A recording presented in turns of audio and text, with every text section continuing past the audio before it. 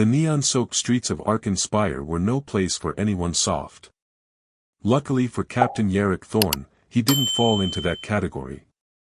He'd seen war on 5 planets, smuggled black market tech through a collapsing wormhole, and once talked down a Veil-spawn assassin with nothing but a broken bottle and a smile. So when a wealthy Terran diplomat hired him to recover a stolen data core, Thorn didn't hesitate, until he found out the thief had vanished into the underbelly of Virex-controlled territory. Now, rain poured from a chemical-slick sky as he moved through the crowded marketplace. Alien vendors shouted over each other, peddling everything from narcotic spores to questionably sentient pets. Thorn's gloved hand hovered near his sidearm, a custom plasma pistol with a grip molded to his exact palm shape. He didn't trust anyone here. Especially not the data tracker currently pulsing in his eye implant. His target was close.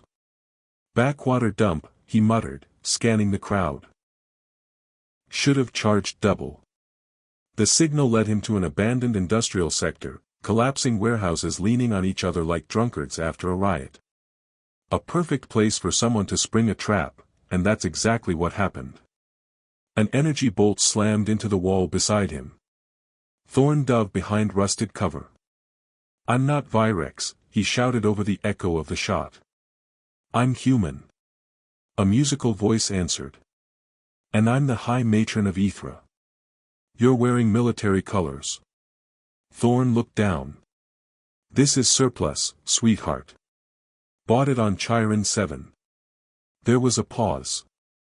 "Then, if you're human, prove it. Show yourself. Not if it means catching another plasma bolt to the face." He stood slowly, hands raised. Emerging from the shadows came the kind of vision Thorn didn't usually find on the job. Emerald skin, luminous in the dim light. Silver-white hair cascading past her shoulders. Tactical gear hugging a lithe frame.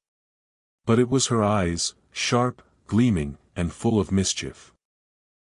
That held his gaze. "I'm Naira Valari," she said, weapon still aimed.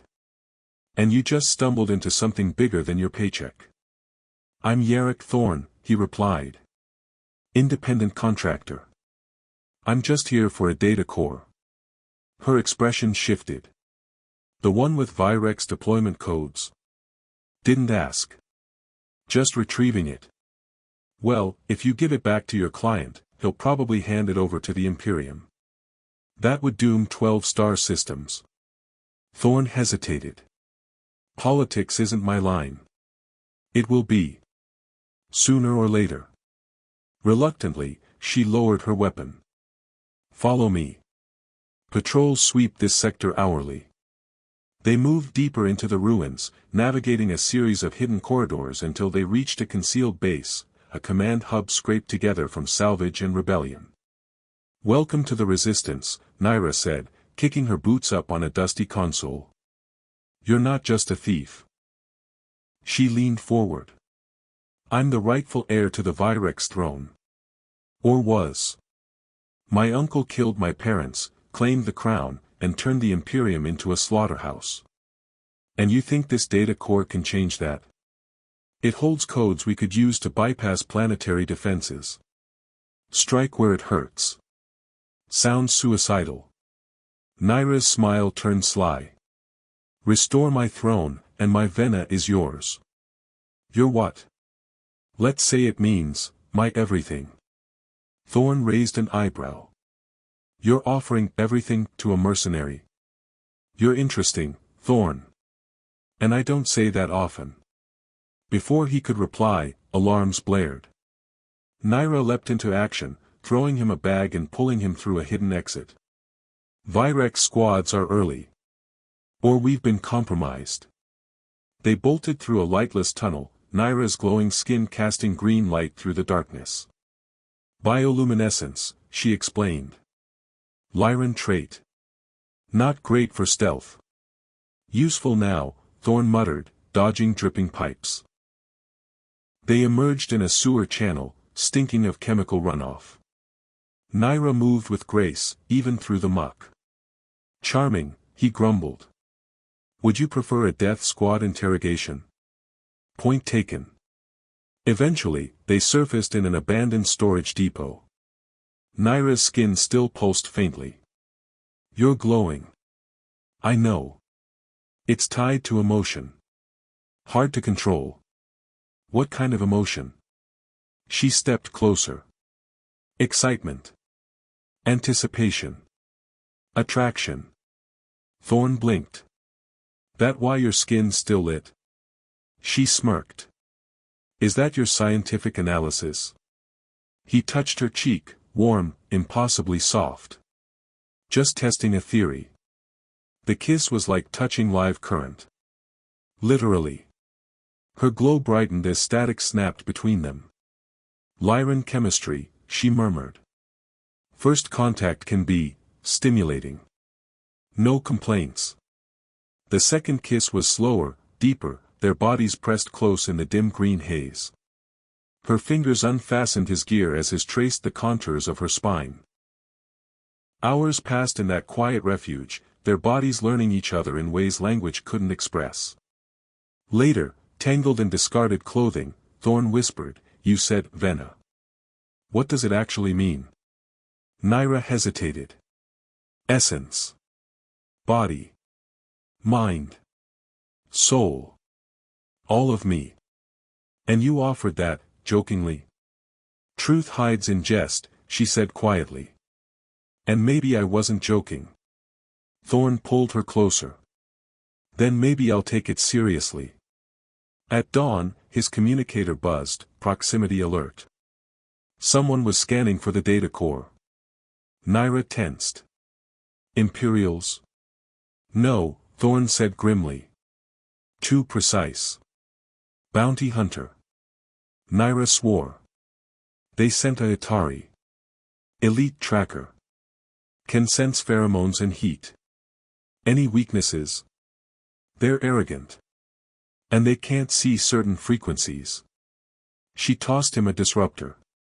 Won't hold him long. We run, Thorn said, checking his gear. As they slipped into the waking city, Naira's glow dimmed, but the bond between them only brightened. The market was already bustling when they slipped into the crowd. Morning light filtered through the hazy atmosphere, casting everything in a jaundiced glow. Food stalls steamed, alien vendors barked prices, and everywhere Thorn looked, he saw eyes, curious, suspicious, calculating. A human and a glowing Lyran-Virex hybrid made a conspicuous pair. Your luminescence under control? Thorn asked, keeping his voice low. As long as you keep your hands to yourself, Naira replied with a sly glance. Last night was illuminating. That's one word for it. Her tone dropped to something husky. Is that intensity normal for humans? Thorn grinned. We have a reputation. Passionate, impulsive. I might be developing a taste for primitives. Before he could come up with a comeback, she suddenly yanked him into an alley. She pressed him against the wall, but her expression was deadly serious. Don't move. Peeking around the corner, Thorn followed her gaze. A tall figure stalked through the crowd, six-limbed and gliding with predatory grace. Its gray, shifting skin camouflaged against the urban landscape, its elongated head swiveling methodically. Etarian, Naira whispered. He's close. Wonderful, Thorn muttered. Any way to lose him? She pulled a small device from her pouch. Disruptor. Scrambles its sensory input, but only temporarily. As the hunter's gaze swept toward them, she activated the device. The creature flinched but didn't retreat. Southern District. How far? 10 minutes, if we run. They did. Moving through narrow alleys and service corridors, weaving through pedestrians and dodging line of sight. Twice, they caught glimpses of the hunter, always a little closer. The Southern District was darker, reeking of synthetic chemicals and cheap intoxicants. Neon signs flickered overhead, advertising pleasures Thorn didn't want to imagine.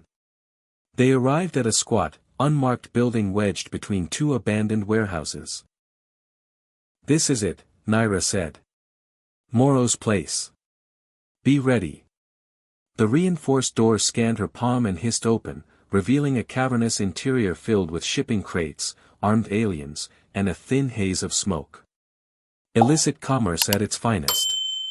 A bulky, multi-eyed alien slithered forward, skin a swirling mosaic of blue and violet. It spoke with a thick accent.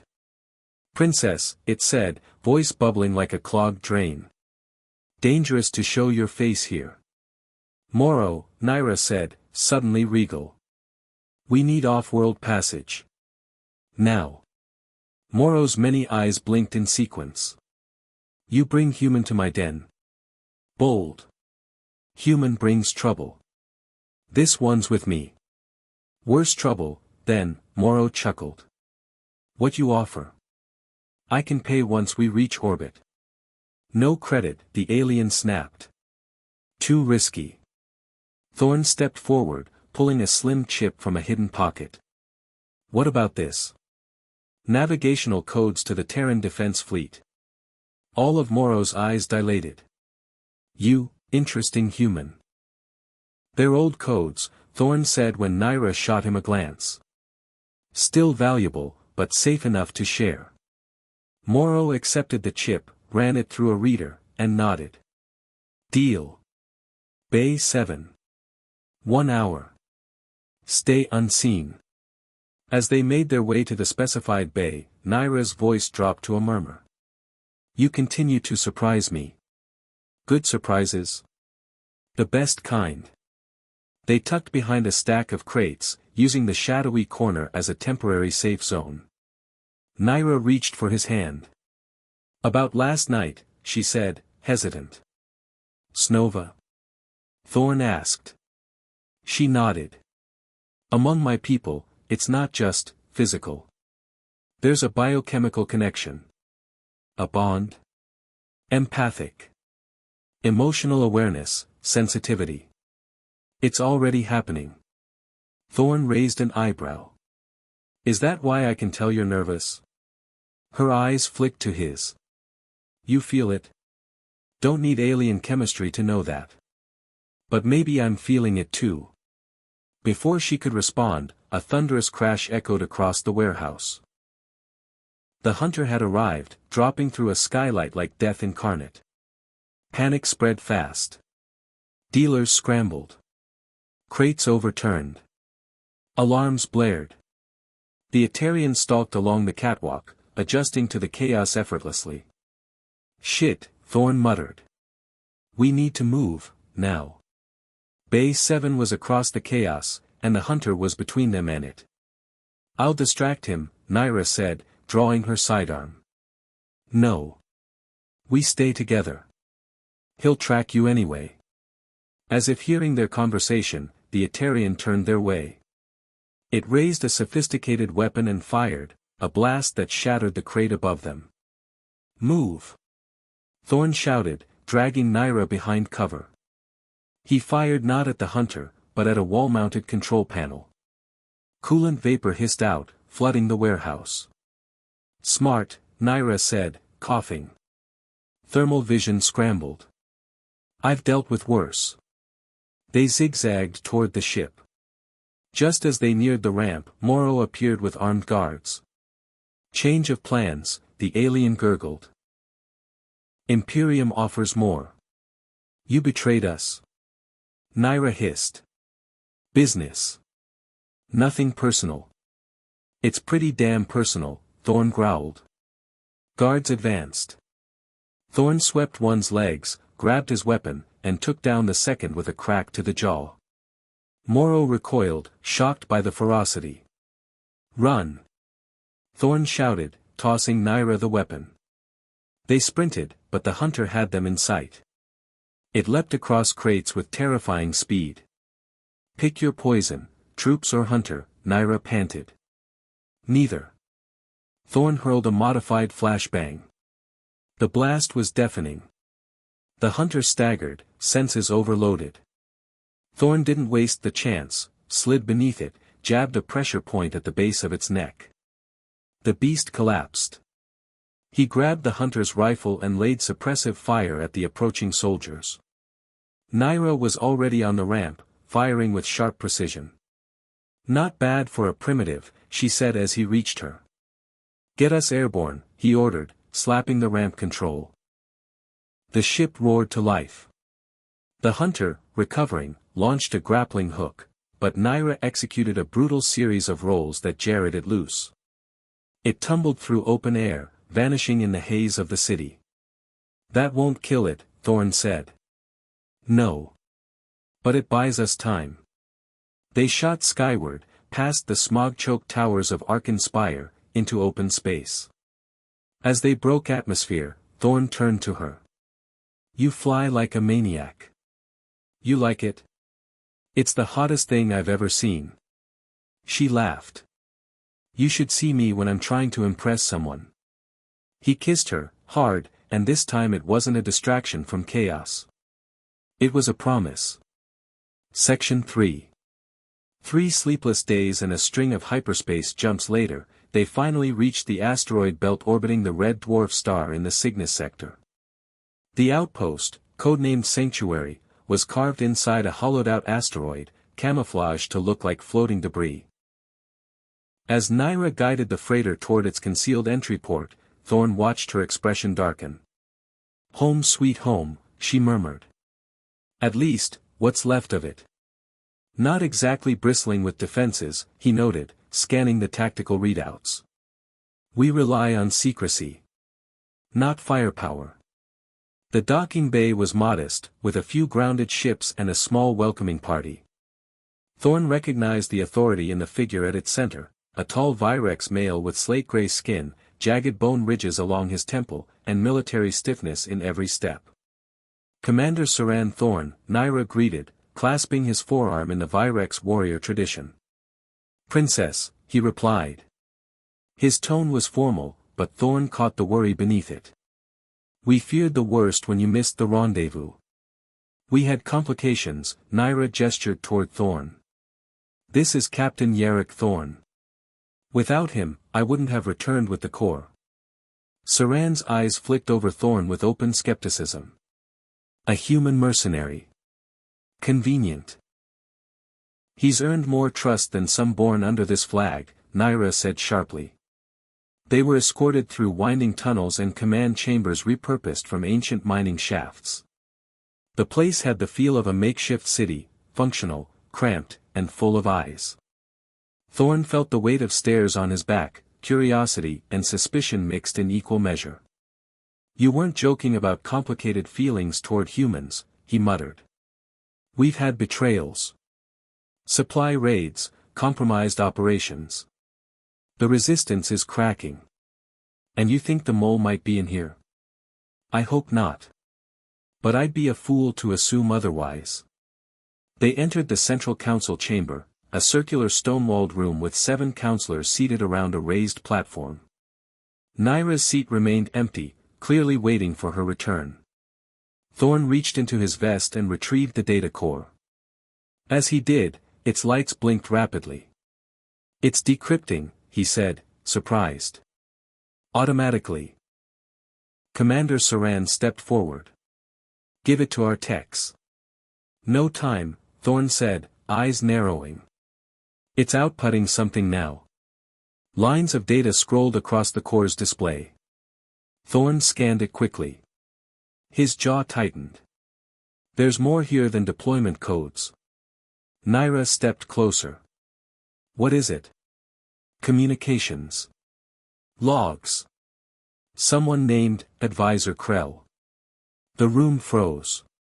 Naira's color visibly faded. "That's impossible. Krell died in a coup. He was my mother's most trusted advisor." "Not according to this.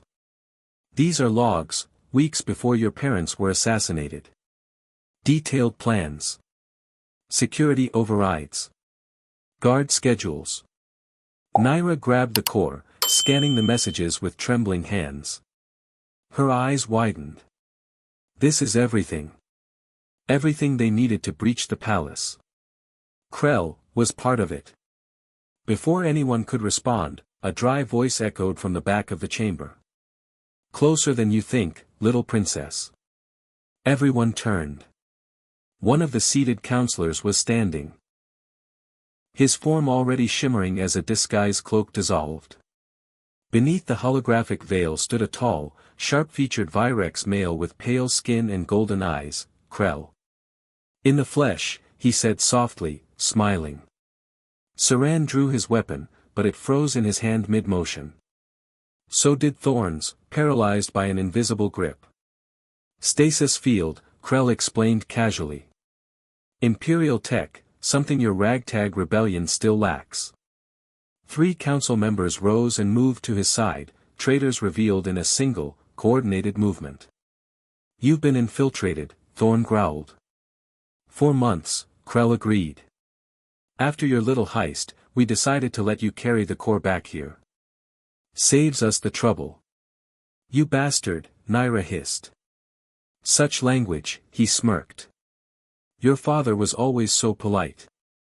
Something in Naira cracked. With a scream of pure rage, her body lit up like a supernova. The stasis field trembled. Whether through will, biology, or fury, she shattered its grip. She lunged, landing a punch square to Krell's jaw. The traitor stumbled, stunned. Now! Thorn shouted, using the moment to reach into his belt and trigger a small EMP grenade. The blast knocked out lights and sensors. In the dim red emergency glow, Thorn yanked Naira toward the exit. We need the core, she gasped. Already pocketed it, he said, holding up the device. Let's move. The base erupted into chaos, loyalists clashing with traitors, sirens blaring, corridors filled with panic. Thorn and Naira ducked through service tunnels, searching for a route to the lower hangars. What about Commander Saran? She asked breathlessly. Don't know. Can't risk trusting anyone. They reached a ladder and slid down into the maintenance bay. As they paused behind a stack of crates, Naira's composure broke. He raised me, she whispered. Taught me everything. He was family. Thorn pulled her into his arms. Power corrupts. People betray for credits, fear, or survival.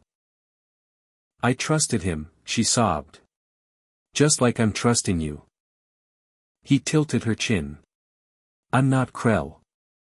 Prove it, she challenged, lips trembling. He kissed her, not tender, not hesitant, but fierce and grounding. Her skin flared with emerald brilliance, lighting up the darkness around them. Better? He asked. Not even close to finished, she said, fire returning to her voice. They spotted a sleek scout vessel tucked in the corner of the hangar. Thorn had it booted and primed before Naira finished overriding the exit doors. We've got company, she called, checking the monitors. Imperials, and the hunter. Of course, Thorn muttered. Get in. He launched the ship with brutal thrust, threading between assault craft that swarmed the station. The ship rocked with weapons fire, alarms screaming in protest. Where to? Naira asked, strapping into the co-pilot seat. Anywhere but here. She plugged the data core into the NAV console. There's more. Oh stars. What is it? Her voice cracked. My brother. He's alive. Thorn blinked. You said your family died. I thought they did. He was a child. But there's a prison file, from Virex Prime. A photo appeared, young, emerald-skinned, silver-haired, unmistakably her blood. Prince Talon, she whispered. He's being held at the heart of the Imperium. Thorn's hand found hers. We'll get him out. It's impossible. Impossible is my favorite kind of job. On the scanner, 3 Imperial ships emerged from hyperspace. Time to show me how fast this boat can fly, Thorn said. Naira grinned through her tears. Strap in, human. You're in for a ride. The plan was madness. Break into the most heavily fortified planet in the Virex Imperium, infiltrate a high-security political prison, and rescue a prince who hadn't been seen in a decade. Thorn would have called it suicide, if he wasn't already committed. Virex Prime loomed ahead, a black and chrome world wreathed in defense satellites and orbital weapons platforms.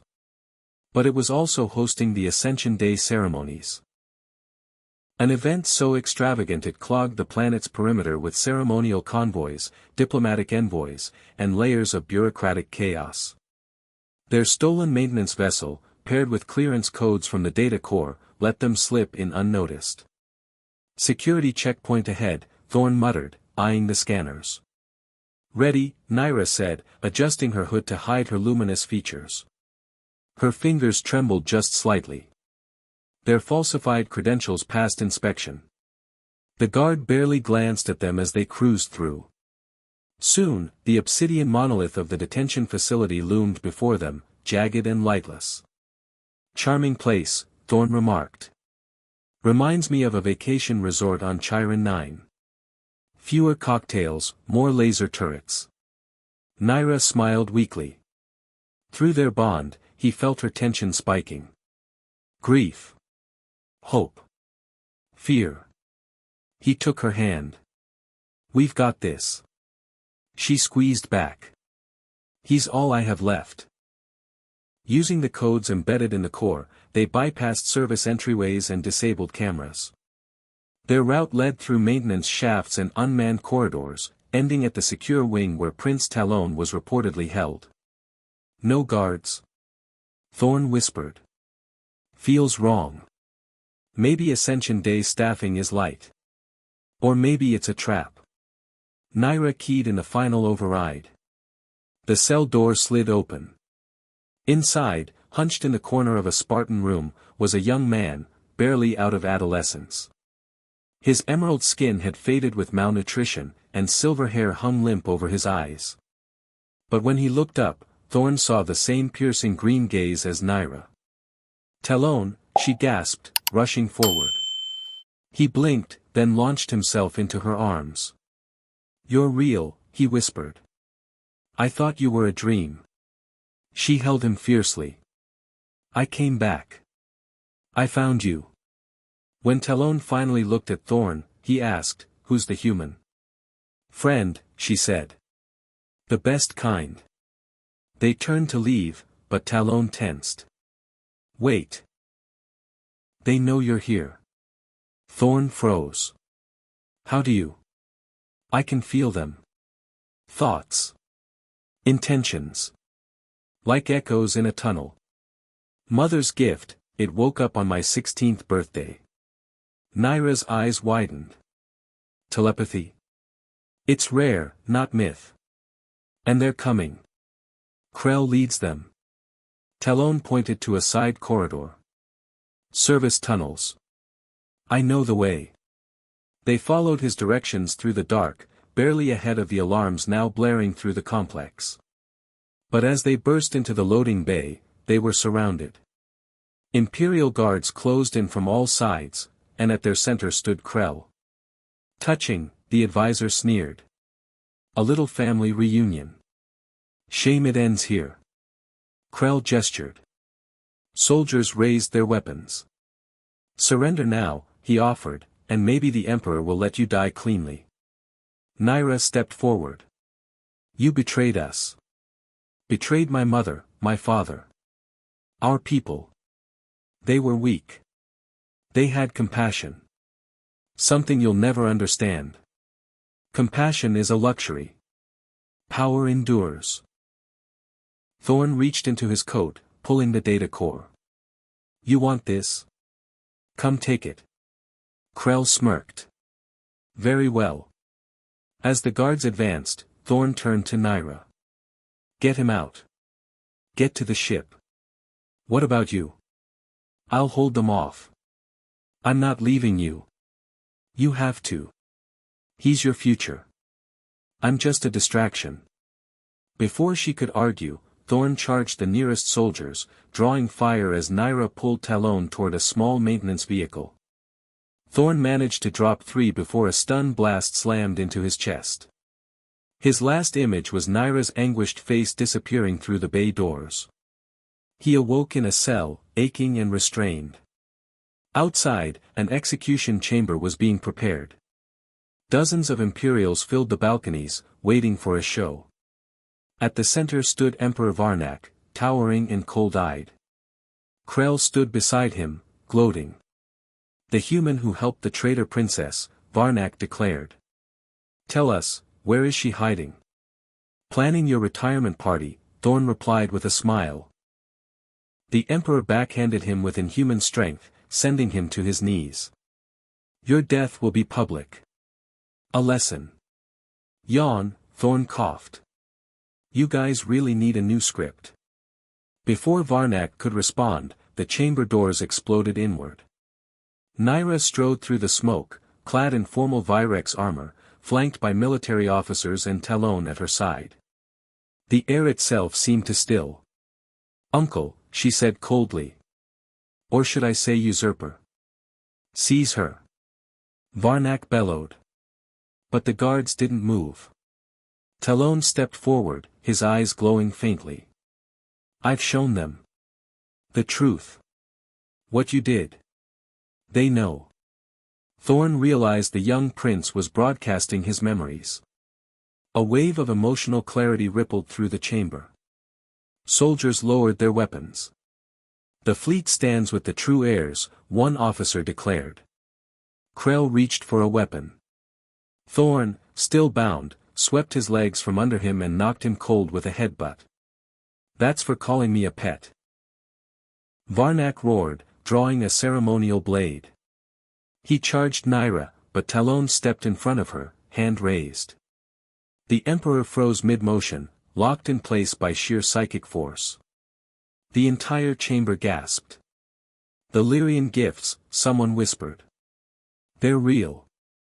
"For the murder of our parents," Naira said, voice trembling but firm, "you are sentenced to life imprisonment. Let the Empire see what mercy looks like." Guards led the stunned Emperor away. Naira rushed to Thorn, removing his restraints. "You came back," he said, groaning. "Of course. I told you. My Vena belongs to you. I thought that was just a joke." She smiled softly. Until it wasn't. 3 months later, Virex Prime glittered beneath a new sky. The coronation was unlike any the Imperium had ever seen. Dignitaries from across the galaxy attended, including, for the first time, a delegation from Earth. Naira Valari ascended the Jade Throne, clad in imperial regalia, with Talon standing beside her. But when the herald called for her consort, all eyes turned.